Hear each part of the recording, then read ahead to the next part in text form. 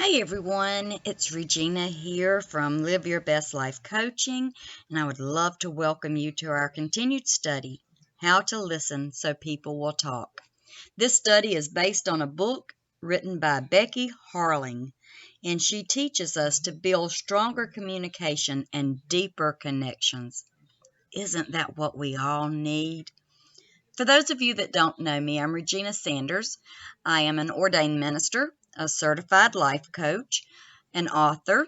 My books can be found at Amazon.com and BarnesandNoble.com. The latest one is My Cup Runneth Over, a survivor's guide to walking through the valley of the shadow of death. And the other one is A Journey into Understanding.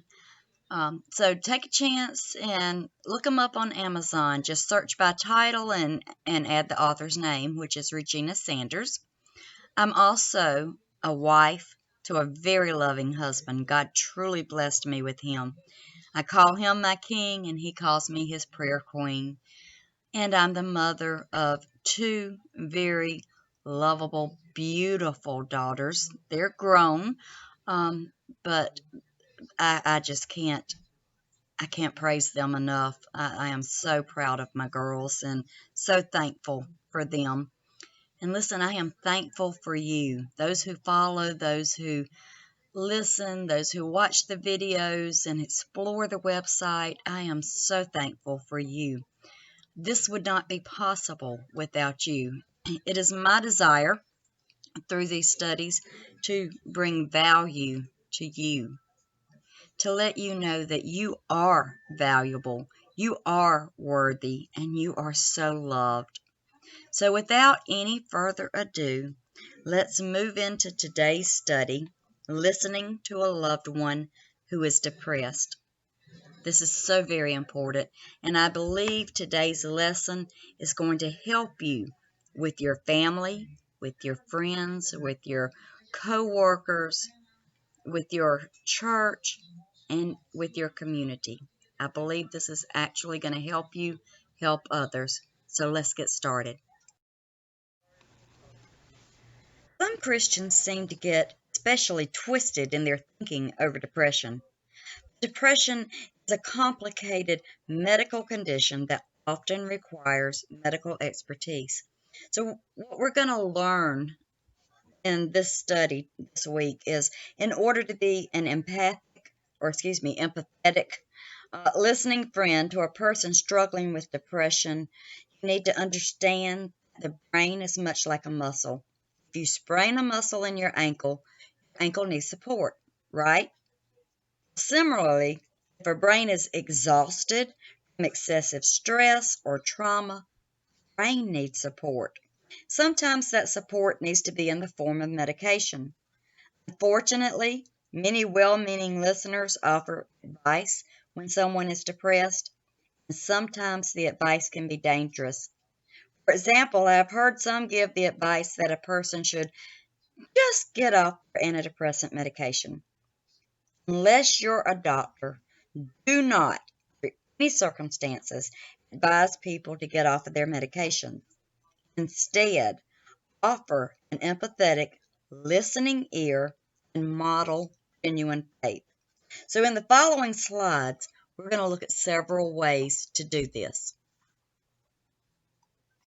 So the first way that we're going to look at to offer the empathetic ear, the listening ear, and model genuine faith is to offer to go for a walk with the person who is battling depression.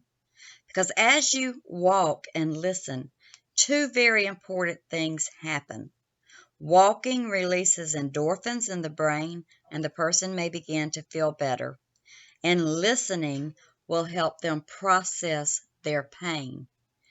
How hard is that? Walking is also good for you, so you're getting benefits while you're helping others as well. This is something that's very, very, very important. I've lived it, I've experienced it, and this is very good medication, and especially if you can get them on a trail somewhere in nature where you have flowing water or you have the sound of the birds, and you're able to incorporate all of that. Just getting into that nature really helps people feel better, and definitely being heard helps them feel better.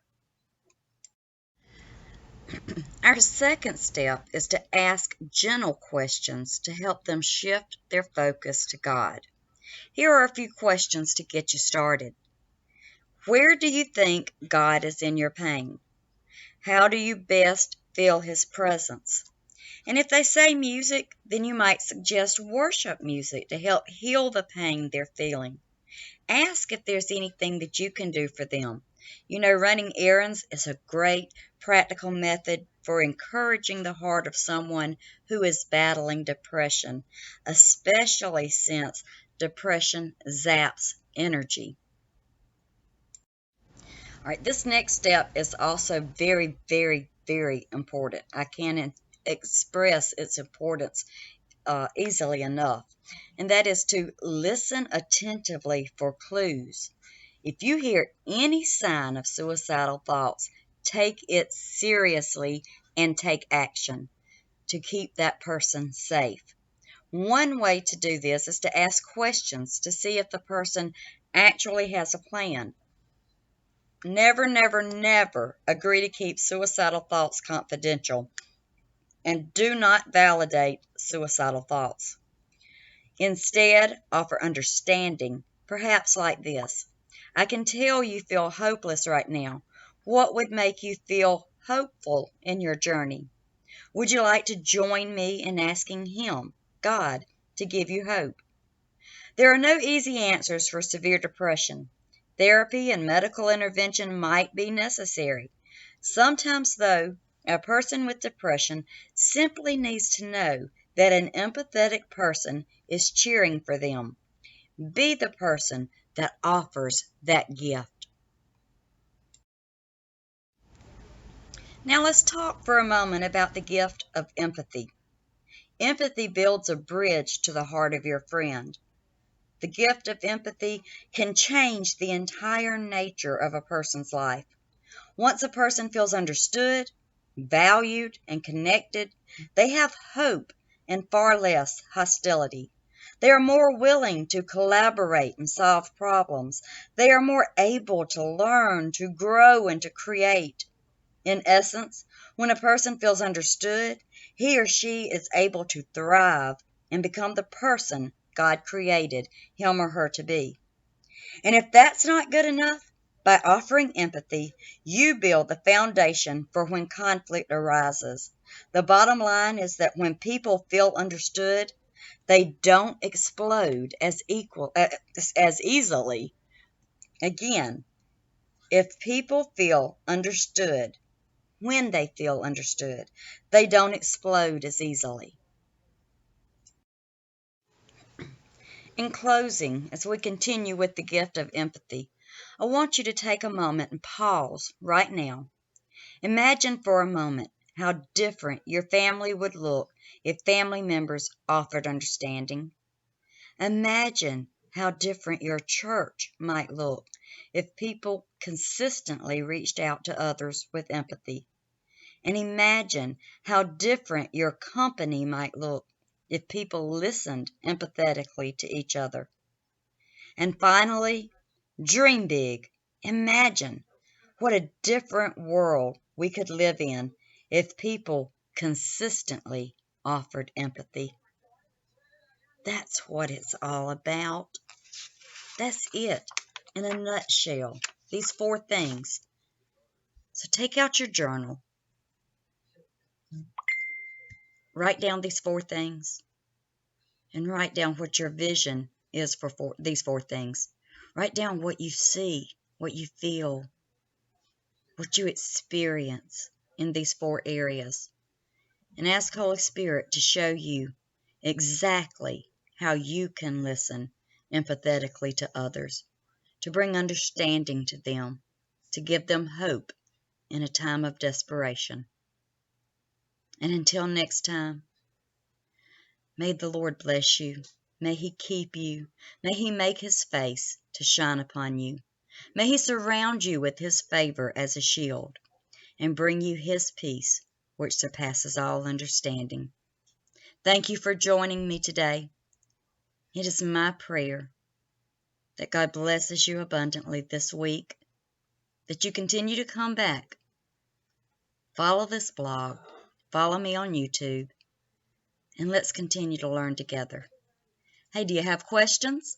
If so, shoot me an email, pastor.regina.sanders@gmail.com. PM me on Facebook. It's facebook.com/Pastor Regina Sanders. Send me a tweet. My handle is Regina Sanders 17. I look forward to hearing from you. I look forward to seeing your comments. And I look forward to hearing your praise reports about how you've been able to make a difference in someone else's life. God bless you, my friends.